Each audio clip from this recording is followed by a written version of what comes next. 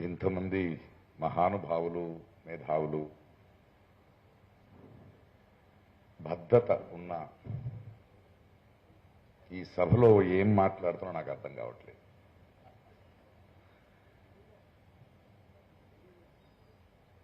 ఎందుకు పిలిచారో ఆలోచించాను. ఇన్ఫాక్ట్ ఆయనకు కూడా ఫోన్ వచ్చిందంట ఎక్కడి నుంచి. నేను ఎక్కడికి వెళ్ళినా కొందరికి ఉంటుంది కదా, జయశంకర్ గారికి ప్రకాష్ రాజ్కి ఏం సంబంధం, ఆయన ఎందుకు పిలుస్తున్నారు అన్నారంట. అలా అడిగిన వాళ్ళకి జయశంకర్ గారు కూడా అర్థం కాలేదు, నేను కూడా అర్థం కాలేదు. భావజాలం ఒకటే, అంతే కదా, ఇంకేముంది. ఈరోజు కొందరు మాట్లాడుతూ జయశంకర్ గారు ఉండుంటే తెలంగాణను చూసేవాళ్ళు అంటున్నారు. ఇప్పుడు ఈ మాటలు వింటుంటే నాకు తమిళ్లో పుదుమై పిత్తన్ అని ఒక కవి రాసిన మాటలు నేను గుర్తొచ్చింది నాకు. ఒక గుడి ముందు వెలుగుతున్న దీపాన్ని జనాలు దండం పెడుతూ నమస్కరిస్తుంటే పుదుమై పిత్తన్ ఒక అగ్గిపుల్లకి నమస్కారం చేశాడంట. ఎందుకని అడిగితే, వెలిగే జ్యోతి కన్నా వెలిగించిన అగ్గిపుల్ల పెద్దది కదా. అంటే ఈరోజు వెలుగుతున్న తెలంగాణ అనే ఈ జ్యోతి ఏముందో దానికి అగ్గిపుల్ల ఒక నినాదమే కదా. మట్టి పనికైనా మనోడే కావాలా. ఈరోజు ఆయన జయంతి రోజు మనం ఇక్కడ కలిసాము, ఆయన గురించి మాట్లాడుతున్నాము, ఆయన స్మరణ చేస్తున్నామంటే ఆయన తెలంగాణకి కారణమైన అగ్గిపుల్లే. ఈ వేదిక మీద ఇప్పుడు నేను మాట్లాడాలి. సరే, సరదాగా జయశంకర్ గారి గురించి మాట్లాడదామంటే ఆయనతో ఉన్నవాళ్ళు, ప్రయాణం చేసిన వాళ్ళు మాట్లాడేశారు, లేదా గూగుల్ సెర్చ్ చేయాలి. అలా కాకుండా నాకు ఒక సబ్జెక్ట్ ఇచ్చారు. భయం వేసింది సబ్జెక్ట్ చూసిన. ఏంటది? వైషమ్యాల సుడిలో వైవిధ్య భారతం. ఎక్కడో కర్ణాటక నుంచి వచ్చాను సార్, తెలుగులో ఇలాంటి టైటిల్ ఇస్తే ఏం చేయాలి నేను? నాకేదో పెద్ద బ్రేకింగ్ న్యూస్ లా వినపడింది అది. అలాగే ఉంది చూడండి, ఇవాళ టీవీలో వస్తాయి కదా, వైషమ్యాల సుడిలో వైవిధ్య భారతం, లేటెస్ట్ న్యూస్. కానీ ఆలోచిస్తే ఇది లేటెస్ట్ న్యూస్ కాదు. ఇది వైషమ్యాల సుడిలో భారతం, వైవిధ్యత అనేది లేటెస్ట్ న్యూస్ కాదు, చాలా పాత న్యూస్. మనం పేపర్ తీస్తే చూస్తాం కదా, వరద వచ్చి హైదరాబాద్ చెరువులా అయిపోయింది. లేటెస్ట్ న్యూసే, కానీ పాత న్యూసే. 2 సంవత్సరాలు కూడా ఇలాగే ఉంది.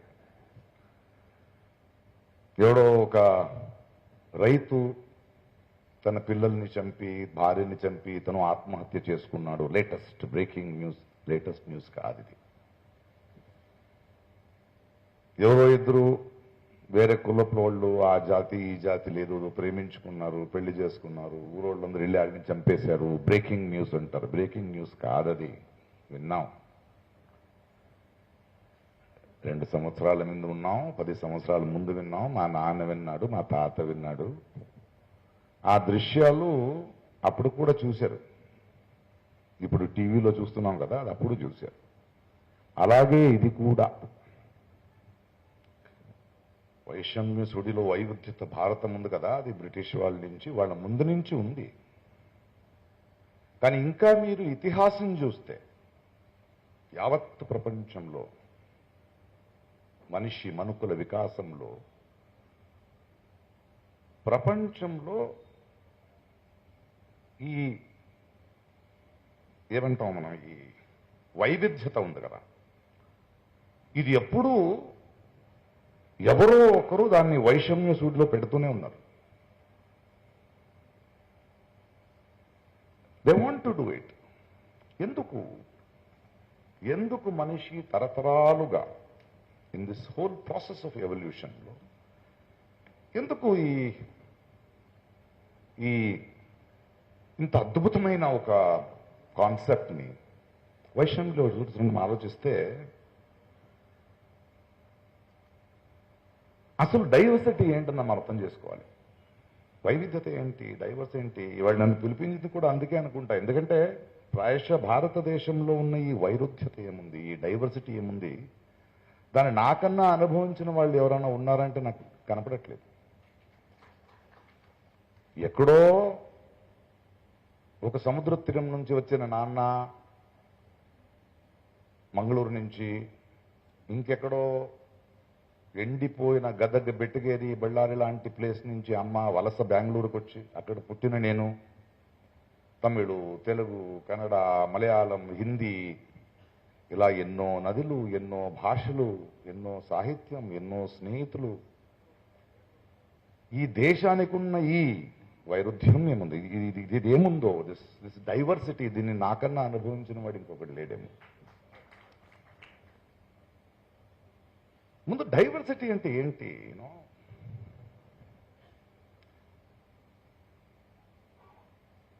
ఈ వైవిధ్యత ఉంది కదా, ఇది ఇక్కడున్న అందరికీ తెలుసు. బట్ నా యంగ్స్టర్స్కి మనం ఎలాంటి ఒక ఈ విషయం గురించి మాట్లాడేటప్పుడు what is the narrative we have to build అనడానికి మాట్లాడుతున్నాను నేను. మనిషి జీవితాన్ని, మనుకుల వికాసాన్ని సుసంపన్నం చేసే ఇంధన వైవిధ్యత. Diversity is a fuel which enriches human life and the evolution of man. Simple గా మనం ప్రకృతి తెలిసిపోద్ది వైవిధ్యత ఇంపార్టెన్స్ ఏంటి. ఒక అరణ్యం చూడండి, ఎందుకంటే మనం ఈ మధ్యలో ఆ సెన్సిటివిటీని మర్చిపోయాం. ఒక అరణ్యం చూస్తే ఒక మహావృక్షం, తర్వాత ఒక చిన్న చెట్టు, ఇంకా చిన్న చెట్టు, పాకే చెట్టు, భూమి లోపల పెరిగే చెట్టు, ఇన్ని రకాలు. మనిషి వెళ్ళడక్కడ సుసంపన్నంగా ఉంటుంది. ఒక సూర్యుడి ప్రఖరతని భరించగలిగే మహా చెట్టు ఉంటే, మహావృక్షం ఉంటే, ఆ ప్రఖరతని తక్కువ భరించేది దాని నీడలో ఉంటుంది. ఇంకా తక్కువ దాని నీడలో ఉంటుంది. ఇవన్నీ కలిసి ఉంటాయి. ద హ్యూమన్స్, జీవరాశులు. That is the richness of diversity. సరే, మనిషి ఎక్కడ అర్థంగా చేసుకోవట్లేదు. ఇప్పుడు మనిషికి ఇది ఎలా హెల్ప్ అయింది, సుసంపన్నం చేస్తున్నట్ట. మనం simple just go back to history and see. మనకు ఒక సిల్క్ రూట్ ఉంది, వ్యాపారం చేసేవాళ్ళు. మన హిస్టరీ చదివితే యంగ్స్టర్స్ ఎస్పెషల్లీ ఒక 15 దేశాలు, ఖండాలు వ్యాపారం. అది పర్వత శ్రేణులు ఉండొచ్చు, డెజర్ట్స్ ఉండొచ్చు, బై ద సీ. ఆ జర్నీలో వేరే వేరే భాష, వేరే వేరే మనుషులు, వేరే వేరే థింగ్స్. ఈ జర్నీలో పెరిగిన ఈ వికాసం ఉంది కదా, వి shared knowledge, we shared our food. మన భాషని, సాహిత్యాన్ని, ధర్మాన్ని, వివేకాన్ని. ఎందుకంటే మనిషికి బేసికలీ కొత్త దానికి అడాప్ట్ అయ్యే అద్భుతమైన శక్తి ఉంది, ఆ పాసిబిలిటీ ఉంది టు గ్రో. వీళ్ళు ఒకే భాష, ఒకే దేశ, ఒకే ధర్మం అంటారు కదా, వీళ్ళకి ఎలా అర్థం అవ్వాలి ఇది? వీళ్ళు పూజల వాడో పట్టుచీర చైనా నుంచి వచ్చింది. మన వాళ్ళు చైనాకు ప్రయాణం చేయకపోతే ఇంకా ఆకలి కట్టుకుని తిరిగేవాళ్ళ వీళ్ళు. Shouldn't we understand that there is so much to learn. ఎన్నో ధర్మాలు వచ్చాయి, ఆ ధర్మంలో ఉన్న గొప్పతనం మనం నేర్చుకోగలిగాం. మన ధర్మంలో ఉన్న దౌర్జన్యాన్ని మనం మార్చుకోగలిగాం బికాస్ ఆఫ్ ద ఎక్స్పోజర్. ఒక దిగంతంనే చూసుకుంటూ బ్రతకలేము మనం. ఆ దిగంతాన్ని చేరుకున్న తర్వాత ఇంకో దిగంతం వస్తుంది, ఇంకో ఎన్ని దిగంతాలు చూస్తావో అంత సుసంపన్నం అవుతాం కదా మనం. మనమందరూ కలిసి ఒకరికొకరు ఇచ్చిపుచ్చుకుని బ్రతకాలి కదా. This is what the silk route. భోజనం చూడండి, ఒక బిర్యానీ తినండి మీరు, అందులో కలిసి ఉన్న వైవిధ్యత. ఎక్కడి నుంచి వచ్చింది మసాలాలు, ఎక్కడి నుంచి వచ్చింది ఉల్లిపాయ, ఏ ప్రాంతం నుంచి తెస్తాం రైసు, అవన్నీ కలిపి ఒక వంట చేస్తే ఆ ఘమ ఘమ ఫుడ్, అక్కడ వైవిధ్యం కావాలి మనకు. That is food. భారతదేశంలో చేపల గురించి చూడండి, 3 సైడ్స్ సీ. ఇక్కడ అరేబియన్ సీ ఉంది, బే ఆఫ్ బెంగాల్ ఉంది, ఇక్కడ ఇండియన్ ఓషన్ ఉంది. మనలోనే చేపలు ఎలా ఎలా తింటాము, ఎలా ఎలా వండుకుంటామని చూస్తే గుజరాత్ టేస్ట్ వేరు, గోవా టేస్ట్ వేరు, మహారాష్ట్ర టేస్ట్ వేరు, మ్యాంగ్లూరు టేస్ట్ వేరు, కేరళ టేస్ట్ వేరు, తమిళనాడు టేస్ట్ వేరు, ఆంధ్ర టేస్ట్ వేరు, వెస్ట్ బెంగాల్ టేస్ట్ వేరు. వీటిని సంభ్రమిస్తూ బ్రతుకుతున్నాం కదా.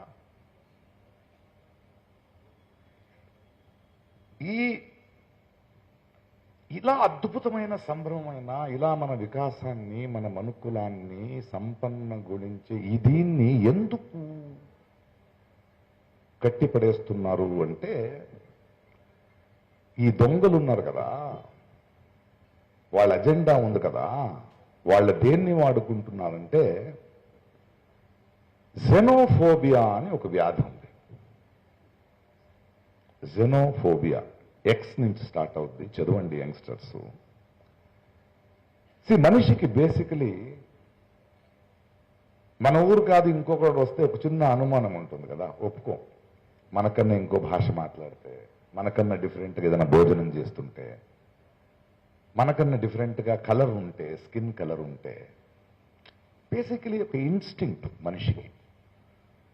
అనుమానంగా చూస్తాం, సంశయిస్తాం, కొంచెం భయం ఉంటుంది, ఇంకేదో. దీన్ని వాడుకుంటారు వీళ్ళు. ఇది ఉంది కదా, దీన్ని వాడుకునే ఓల్డ్ ట్రిక్ ఇది. బ్రిటిష్ వాడు చేసింది అదే కదా, డివైడ్ అండ్ రూల్.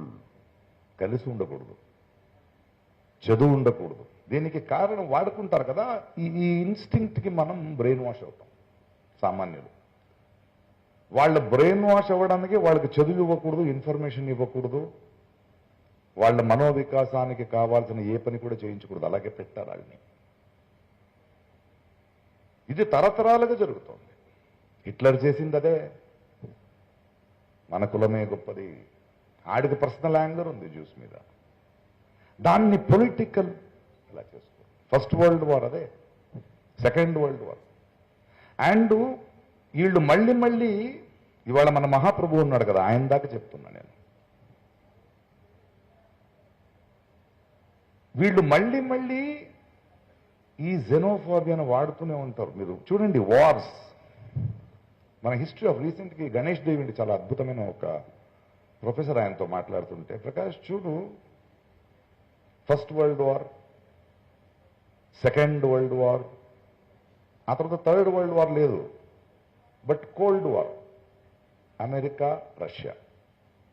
ప్రపంచంతో మీరు ఎవరి సైడ్ ఉన్నారో చెప్పాలి, కోల్డ్ వార్ స్టార్ట్ అవుతుంది.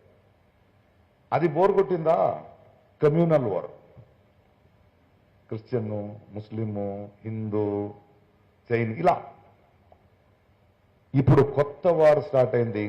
ఇప్పుడు మనం మెలుకోకపోతే ఇంకో 10 సంవత్సరాలు మళ్ళీ మనం అలాగవుతాం. It is called the tariff war.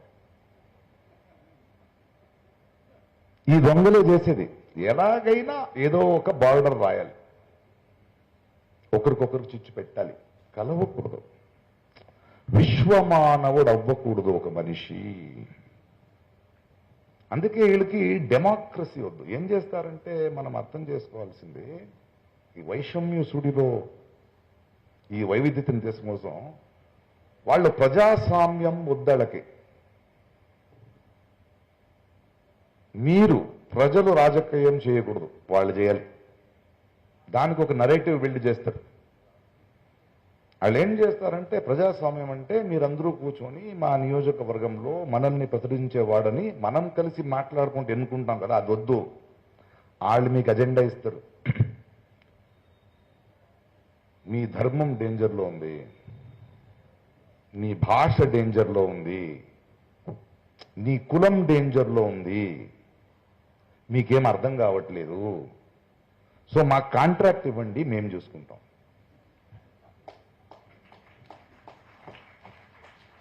ఎంత సింపుల్ టెక్నిక్ కావాలి.